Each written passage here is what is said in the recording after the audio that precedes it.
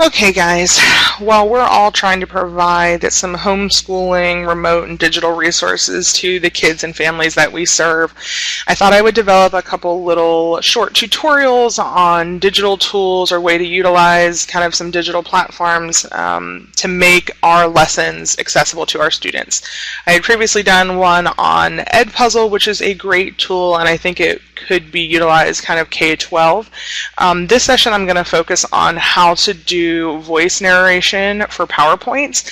I see this more for our secondary folks, middle school and secondary, because I think that a lot of you guys may already utilize PowerPoint presentations during your traditional direct instruction.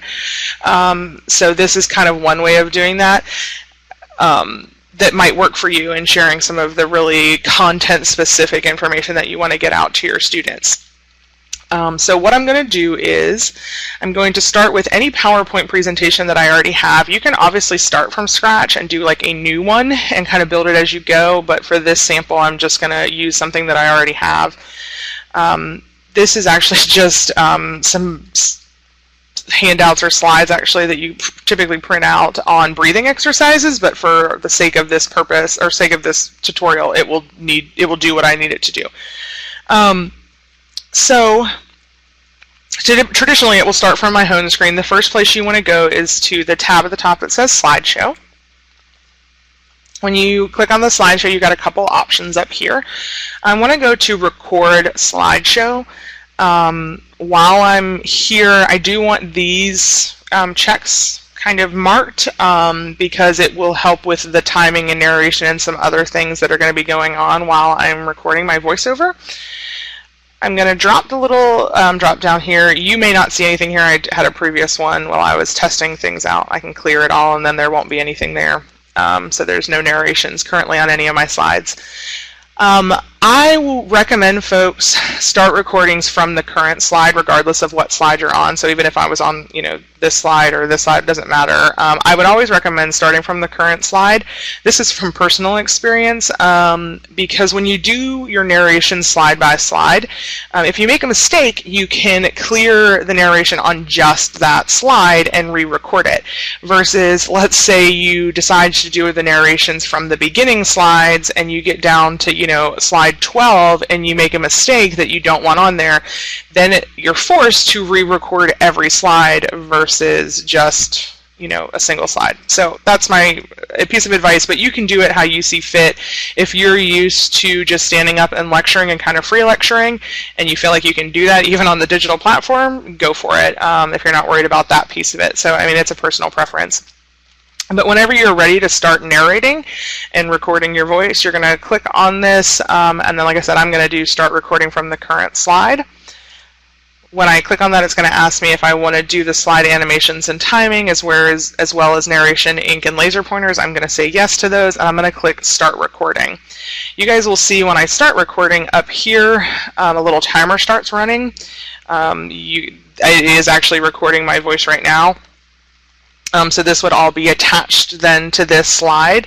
If I wanted to move to additional slides, I could do that. If I wanted to continue on with my timing and narration, I could do that by clicking on this next button. So I could transition to my next slide and start narrating for this slide. That would be fine. I can also pause. So if I decide that I want to pause my recording, I want to refocus my thoughts or go a different direction or whatever, and then I can resume and it's going to pick right back up where I left off. You guys will see the timing is a little bit different now because that pause, they only pause my speaking. When I play this later, the timing is going to keep going, so it would cause a pause for your students, which might be appropriate if you said, if you were speaking and you wanted to give your students some time to analyze something that was on a slide, you could pause your narration without having to just sit there in dead air. The timing would still go until you unpaused, and then you could transition if you wanted it to flow like that. So that is an option kind of here. When I'm all done recording and I'm ready to kind of end this slide or my presentation altogether, I hit the X button for close, and that will end that narration. And then you can tell that the slides have been narrated because you get this little icon down at the bottom, this little kind of speech or speaker icon, and then you can preview them. So then I can then listen at this point to the narration that is attached to this slide. You'll also see, because I did transition slides, there's then narration on this slide as well. Once I've narrated all my slides and I like them the way that I like them, I can go and click play from beginning, and it will start playing them and replaying back my narration. You guys probably can't hear it, but it's you know, playing the sounds, or you know, the speech that I was talking to you guys. So it was playing that. If I decide that I want to make a correction, so I had an error on this slide and I want to re-record it, I can go up to that same place, the record slideshow, and then I can click clear, and I can clear the narrations on that slide or on all slides. Just be really careful here that if you're trying to just edit one slide, you make sure you only click current slide and not all slides. You can see that going very badly if you had it all done and you just wanted to redo one little slide and you ended up accidentally clearing all slides. That would be very frustrating. So I could clear just the narration on that slide, and you guys will notice that it stayed on this slide. This is a great way to kind of present materials to your students in this format. The only thing that I will caution you, which is why I'm making this a two-part tech tool presentation, is what I found is when we start recording, especially if you have multiple slides and you do narration on multiple slides, it makes the files extremely large. Which then presents an issue with if you're trying to email the file as a whole. So once I have done all my narration and I save it, I likely, due to the size of this, will not be able to just email it to anybody. So what I've decided to do is incorporate, it's having a little bit of an issue with my OneDrive, but is incorporating how can we share files via our OneDrive.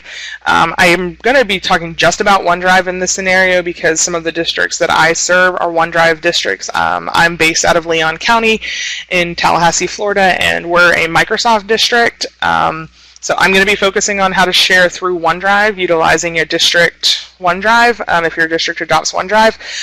But if you're doing Google, it would be very similar. I'm not going to walk through the Google document sharing today, but it would be very similar.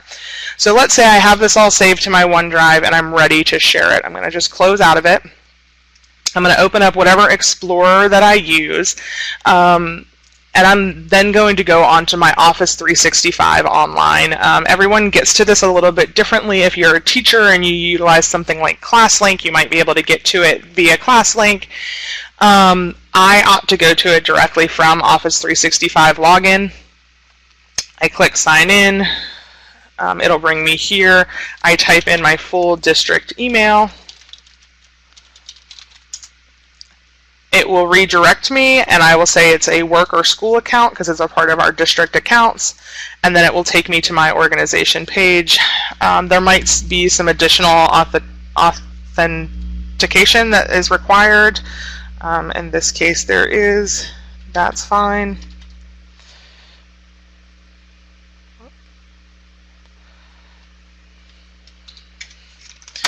I don't typically use Explorer either. This is not my go-to browser. Then I can access all of my Office 365, features and tools here. I'm going to go to my OneDrive. Once I'm in my OneDrive, I can set up a new folder or folders that I have pre-existing in my OneDrive. Let's say I'm going to do a sample, say sample folder here. In my sample folder, I could add documents. So in this case, I'm going to add, I'm going to upload a document. I'm going to go to my files, and I'm going to add, you guys will see all my files here, but I'm trying to actually find that one that I was just working through. Here we go. So this was the one I was just working on. Now it is in my sample folder. Right now, if you see over here with sharing, it says that it's private. If I want to share this out to, let's say, my students, what I can do is click on this and then go up here to where it says share. I can type in email addresses and share it that way. It will send them an automated email that has a link embedded in it, or what I prefer is to just click copy link address, and then this will then create a link. Now, in this scenario, I would, before I click that, I would not want anyone to be able to edit that, obviously. So I would remove the allow editings option here and hit apply. Yeah, anyone with the link, apply. So basically all it says now, it's gone to anyone with the link can view. Now when I copy link, it's just a viewable link, so they can view it but they can't edit it.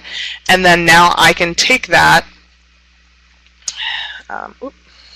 but I can basically take this link that's copied and I can share it out via whatever platform I use. If I'm using Remind or email or social media, however I'm sharing my resources with my families and my students, I can send it out that way.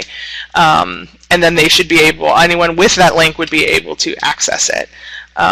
So like I said, this is great for when your files are too big to email as one, and you could post multiple links on a page or on a site and it would all be accessible to your students. That's really it. I try and keep these presentations or these tutorials super short. So that is for PowerPoint and OneDrive sharing.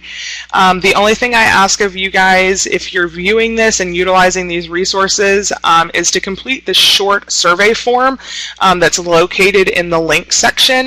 This is just kind of keeping a tally or tab on who's utilizing the resource, because I do work for a grant-funded organization, Florida Diagnostic and Learning Resources, and we try and track those things.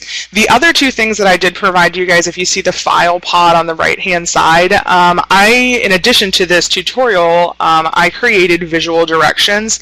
So both of those are PDF documents that kind of walk you through step-by-step exactly what I did for both adding voiceover to the PowerPoint, as well as Microsoft OneDrive directions for file sharing. So there are kind of directions that you're welcome to download. So you just click on them and then download files, and you'll have access to those and are free to use those as you see fit. Thank you guys for joining me on this navigating these new territories, and I hope that these tools are beneficial to you.